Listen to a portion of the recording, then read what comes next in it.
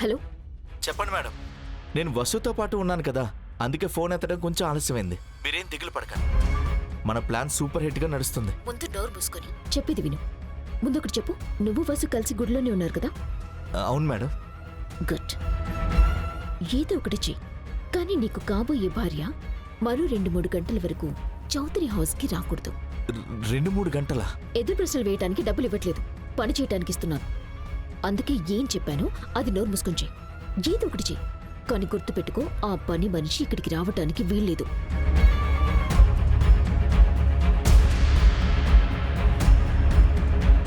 సావిత్రి అత్త, చెప్పత్తా. వసు, నువ్వు తొందరగా అమ్మవారి దగ్గర శుభ్లక పెట్టేశావా? అత్త, అంతా మంచిగా అయిపోయింది.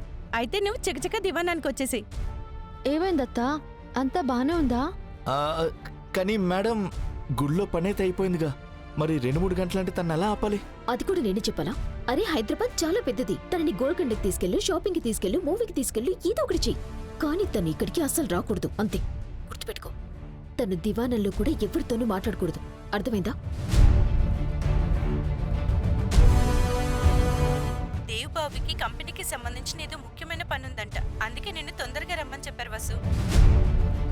ఇంకేం ప్రశ్నలు అడగకుండా తొందరగా వచ్చేసేయ్.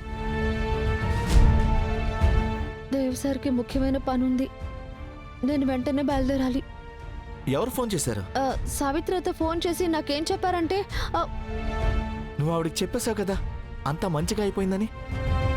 మరైతే వెళ్దాం, ఏమైనా తిందాం. నీకు ఆకలేసి ఉంటుంది కదా. లేదండి, నేను వెంటనే దివానానికి వెళ్ళాలి, అత్త రమ్మంటుంది.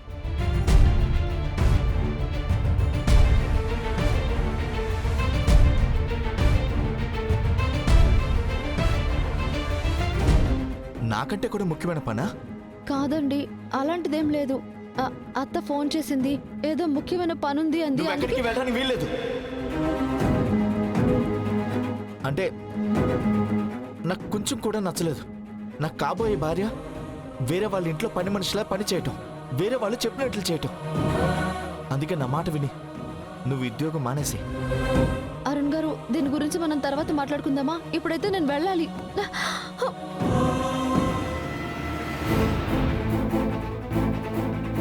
అర్థమైంది. నీకా ఇల్లు అంటే చాలా మక్కువ, కానీ డబ్బున్నోళ్ళు ఎవరికి విలువ ఇవ్వరు. ఈరోజు నీ అవసరం ఉంది, అందుకే నిన్ను పిలుస్తున్నారు. కానీ నీ అవసరం తీరిపోయిన వెంటనే నిన్ను ఇంటి నుంచి, ఉద్యోగం నుంచి, రెండింటి నుంచి రాత్రికి రాత్రే బయటికి పంపించేస్తారు. కానీ అరుణ్ గారు, వాళ్ళు... అర్థమైంది. ఇంటికి 4 రాళ్ళు తెస్తే మావయ్యకి సహాయంగా ఉంటుందేమో, అందుకే కదా నువ్వు అక్కడ పని చేస్తున్నావు. ఇవిగో ఇవిగో నా దగ్గర డబ్బు, ఇవన్నీ నా ఏటీఎం కార్డ్స్, మొత్తం తీసుకెళ్లి మావయ్యకి ఇచ్చేసే. కానీ నువ్వు ఈ ఉద్యోగం ఈ రోజుకి రోజు మానే. ఇంకా నువ్వు ఉద్యోగం చేసే టైం ముగిసింది. భర్తతో రాజ్యమేలే సమయం ఆరంభం.